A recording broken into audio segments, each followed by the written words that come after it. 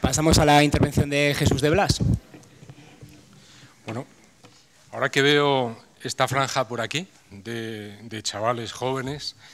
empiezo mi intervención recordando que yo conocí a Xavier en las luchas estudiantiles de los años 80, que algunos de vosotros recordaréis, porque lo único que sacaba la televisión era el famoso cojo manteca, cuando reventaba la cabina de teléfonos allí en la calle Alcalá, al lado del Ministerio de Educación. Bueno, pues desde entonces somos amigos y compañeros, ¿no? Y desde ese punto de vista y de ese punto entrañable de la amistad, bueno, en primer lugar me siento encantado de poder estar aquí, ¿no?, en esta presentación, pero sobre todo es porque considero que el trabajo que ha realizado Xavier va a ser un referente para muchas personas, ¿no? Y yo creo que en particular para las jóvenes generaciones que se preguntan cada día cómo un sistema tan injusto, tan inhumano, tan alejado de cualquier principio moral como es el sistema capitalista, sigue dominando nuestras vidas a escala mundial y a escala de cada país. En esta magnífica obra que ha hecho Xavier se desarrolla un profundo análisis meticuloso que hunde sus raíces, y esto es fundamental, en la tradición histórica del pensamiento socialista, lo que permite dar muchas respuestas clarificadoras a las múltiples preguntas que se nos hacen cada día, que nos hacemos cada día, tanto en el ámbito de la política como en el ámbito de la economía. Incluso tiene una ventaja este libro, la extensión, que permite diferentes lecturas en función de las propias preocupaciones e inquietudes que tenga cada lector y que no tienen por qué realizarse en el mismo orden que propone el autor, que propone Xavier, aunque evidentemente si lo vas a leer de principio a fin es la forma más ordenada y racional de leerlo, ¿no? Pero permite otro tipo de lecturas. Por ejemplo, al ver el índice, algún lector se podría preguntar qué pinta un capítulo, el capítulo 6, dedicado por completo a la Rusia soviética, luego convertida en la URSS, en un libro que analiza la economía capitalista mundial, o varios epígrafes en sucesivos capítulos donde se estudian los países de la Europa del Este, como ha señalado Ana, y la propia Unión Soviética, ¿no? Yo lo que quería abordar ahora en mi intervención es, dando algunas pinceladas, la pertinencia o no de incluir estos epígrafes y este capítulo en el libro. Fijaos, Xavier titula el capítulo 6 de la siguiente forma, que es muy certera: la experiencia histórica de la Revolución Rusa en la economía mundial capitalista. ¿Quién podría decir que no ha lugar a incluir la experiencia soviética en un análisis sobre la economía capitalista mundial? Únicamente los que pensaran que aquello constituía el socialismo con mayúsculas. O en otras palabras, solo aquellos que consideraran viable la posibilidad de construir el socialismo en un solo país. Es decir, solo desde una interpretación distorsionada del marxismo, como la que supuso la imposición del estalinismo en la Unión Soviética, desde finales de los años 20, se podría considerar que no es pertinente la inclusión de este capítulo. Volviendo y apelando a la historia, todos los dirigentes bolcheviques, Lenin, Trotsky, Probozhensky, Bukharin, Zinoviev, Kamenev, por citar solo a los más conocidos, entendían que el socialismo tendría que ser una construcción mundial. Por eso levantaron la Tercera Internacional o Internacional Comunista para impulsar la revolución a escala mundial. Mientras tanto, y a la espera de que se desarrollara esa revolución a escala internacional, que ellos pensaban que arrancaría en la Alemania de posguerra, antes que en ningún otro país, trataron por todos los medios de buscar una vía para consolidar la economía soviética, sumamente atrasada y mayoritariamente agrícola, tratando de poner las bases de un desarrollo industrial en el marco de la nueva política económica, la NEP. Pero todos ellos entendían que la economía soviética no podía quedar fuera de la economía mundial capitalista, sino que estaría inserta en ella, y por ello tendrían que poner los medios para proteger su economía sin quedar por ello aislados y al margen de los intercambios internacionales. Para ello, el monopolio estatal del comercio exterior supondría una piedra angular, pero ninguno era tan ingenuo de plantear que sola o solo la Unión Soviética, con sus propias fuerzas, podría llegar al socialismo con mayúsculas. El estalinismo, distorsionando todo lo que había sido la tradición marxista y a la vez que eliminaba a todos los dirigentes bolcheviques que habían liderado la Revolución de Octubre del 17, estuvieran situados en el ala izquierda o en el ala derecha del partido, ya les daba igual, se lió la manta a la cabeza y se lanzó a la supuesta construcción del socialismo en un solo país, imponiendo la colectivización forzosa en la agricultura que provocó la hambruna de millones de campesinos y emprendiendo un proceso de industrialización que se basó también en mano de obra forzada, obligada a trabajar en los gulag, los campos de internamiento, en condiciones infrahumanas. El movimiento de emancipación de los trabajadores que llegó a tomar la dirección del país en octubre del 17 fue finalmente secuestrado por una casta parasitaria, como señalaba en un párrafo Ana, que se enquistó en el poder mediante el control del aparato del partido y de todos los órganos del aparato del Estado, negando la existencia de sindicatos controlados por los propios trabajadores. Y eso se nos quiso presentar durante décadas como que era el socialismo con mayúsculas. Al acabar la Segunda Guerra Mundial, en buena medida por la propia acción heroica del pueblo soviético, que aferrándose a sus conquistas revolucionarias y a pesar de esa casta dirigente, infligió la primera gran derrota a la maquinaria de guerra alemana en Stalingrado, lo que hoy se llama Volgogrado, toda Europa, al este y al oeste, conoció un proceso abiertamente revolucionario, con la expulsión de los gobiernos que habían colaborado con el nazismo. Todos no, salvo el régimen franquista, para nuestra propia desgracia. Los trabajadores ocuparon fábricas, se produjo la toma e incautación de tierras del latifundio por los campesinos, pero el estalinismo, coherentemente con su teoría del socialismo en un solo país, a la vez que pactaba con los gobiernos norteamericano e inglés el reparto de Europa, con la consiguiente guerra civil en Grecia por la resistencia de los combatientes comunistas griegos a este pacto y la negativa de Tito a aceptar la vuelta de la monarquía en Yugoslavia, disolvía la Internacional Comunista como prueba de su apego a la teoría del socialismo en un solo país y, habría que decir, y en ningún otro país. El mismo aparato policial militar que la burocracia stalinista había levantado en la Unión Soviética extendió sus tentáculos en todos los países de la Europa del Este, abortando los procesos de emancipación e imponiendo regímenes políticos y sistemas económicos mimetizados del soviético. Al mismo tiempo, las grandes formaciones comunistas de la Europa occidental, en particular el Partido Comunista Italiano y el Partido Comunista Francés, apuntalaban la supervivencia de los regímenes burgueses capitalistas, permitiendo que el mismo capitalismo que había llevado a Europa a dos guerras cruentas volviera a recomponerse, emprendiendo una nueva fase expansiva muy vinculada a la reconstrucción de posguerra y al desarrollo de la economía de armamento en el marco de la OTAN.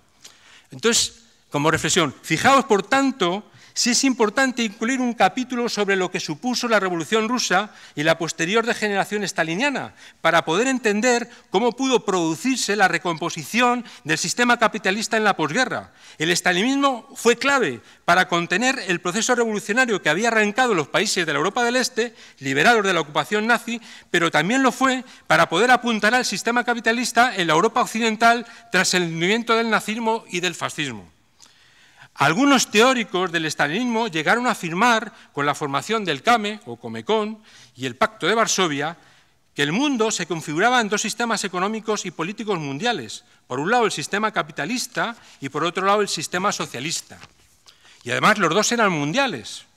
Curioso. Lo que no dejaba de ser una adaptación de la teoría staliniana del socialismo en un solo país, extendida ahora a un grupo de países de Europa del Este que habían entrado bajo la influencia soviética tras la Segunda Guerra Mundial.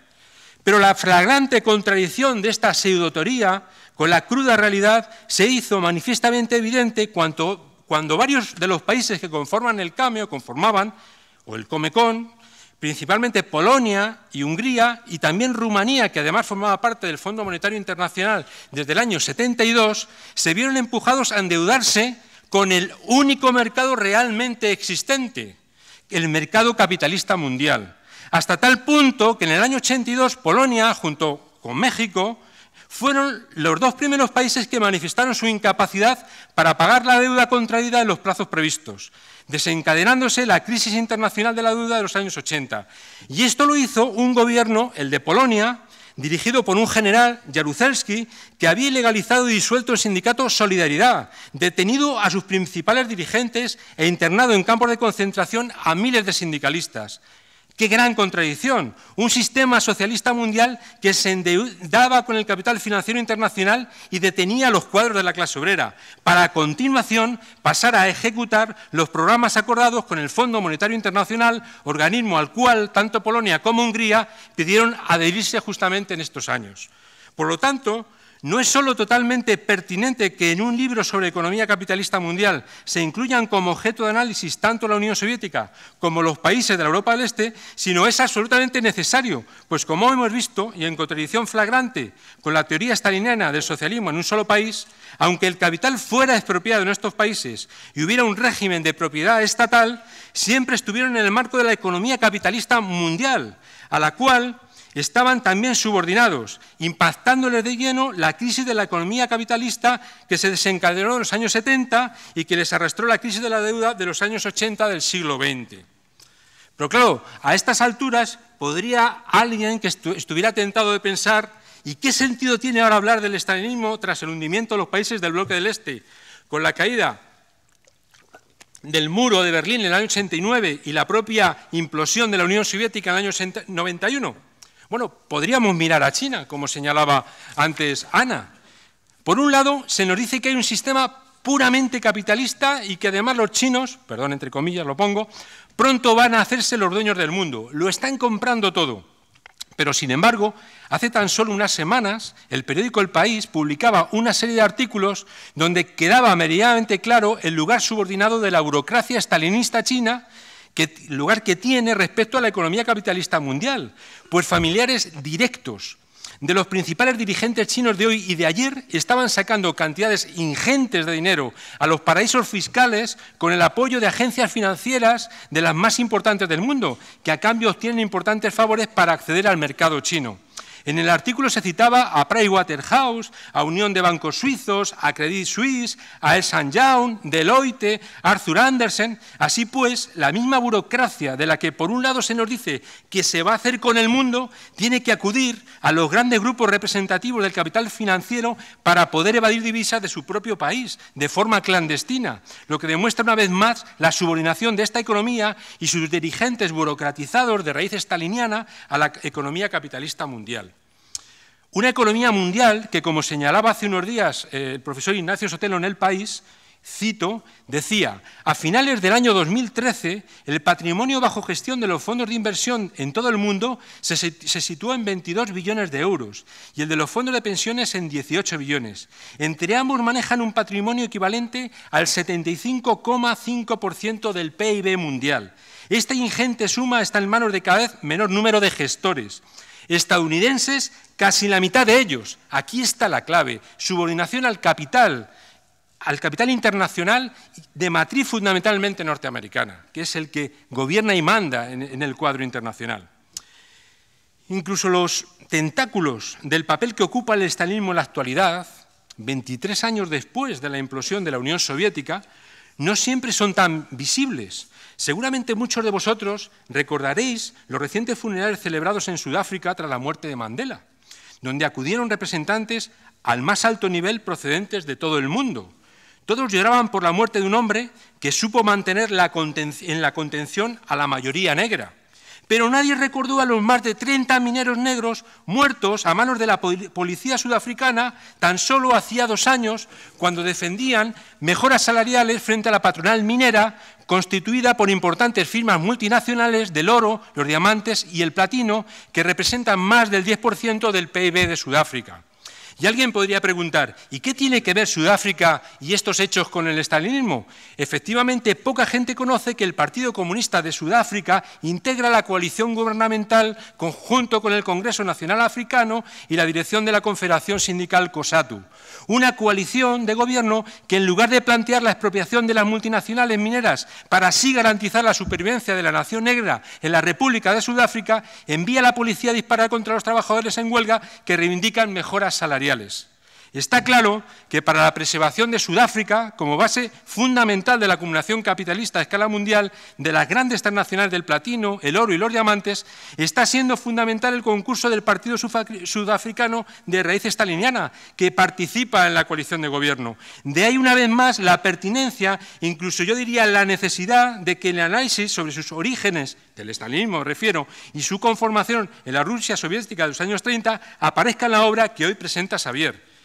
Incluso el conocimiento de lo que fueron las discusiones y debates que se produjeron en la Rusia soviética durante los años 20, antes del giro staliniano, cuando todavía se podía discutir, debatir democráticamente, sería una gran ayuda para países como Venezuela, Bolivia o Ecuador, que tratan de preservar su independencia y soberanía nacional en un contexto capitalista mundial. Retomar las discusiones de los años 20 en Rusia sobre lo que Provazenski, que era uno de los líderes que citaba al principio, llamaba, parafraseando a Marx, la acumulación socialista primitiva como paso necesario para relanzar la economía industrial en manos del Estado en un país atrasado y agrícola en el marco de la nueva política económica, la NEP, que se había instaurado años antes. Sin duda que servirían de gran ayuda para estos países que necesitan superar su nivel de atraso industrial y de dependencia, casi exclusiva de sus exportaciones energéticas y que se ven sometidos a la presión del imperialismo que trata por todos los medios de hacer fracasar estas experiencias liberadoras. En definitiva, estamos ante una magnífica obra en la que no solo se analiza el mundo del capitalismo, sino que también se analizan las experiencias históricas de aquellos países donde el capital fue expropiado y trataron de sobrevivir en un contexto económico marcado por el interés dominante y la presión del capitalismo mundial. En definitiva, estamos ante una obra global que nos permite analizar el capitalismo a escala mundial desde todas las perspectivas posibles y que también nos da las pautas de por dónde podría ir su eventual superación para abrir una perspectiva realmente socialista para el futuro de la humanidad. Enhorabuena, Xavier, has hecho un trabajo magnífico.